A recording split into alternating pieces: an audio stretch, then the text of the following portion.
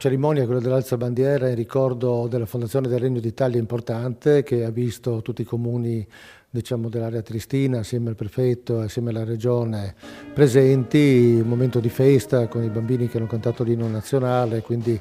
diciamo un momento importante perché ricorda le ragioni dell'essere assieme, insomma, ricorda a tutti, insomma, in qualche modo che facciamo parte dello stesso popolo dal punto di vista della nostra cultura, dal punto di vista, diciamo, dei nostri interessi, della nostra nazionalità, un popolo inclusivo, di confine, però insomma ovviamente fortemente incardinato al nostro paese. In un momento anche, una giornata bellissima di sole, e credo che siano opportuni questi momenti congiunti di festa. Questa è una festa che è stata proclamata appena nel 2012, quindi relativamente recente, ma non recente il nostro stare insieme nel 1861 per il resto del paese, e ovviamente a cui Trieste si è accodata molto tempo dopo, però insomma mi sembra che sia stato un momento importante, dimostrata anche dalla gioia e dai sorrisi che c'erano in piazza.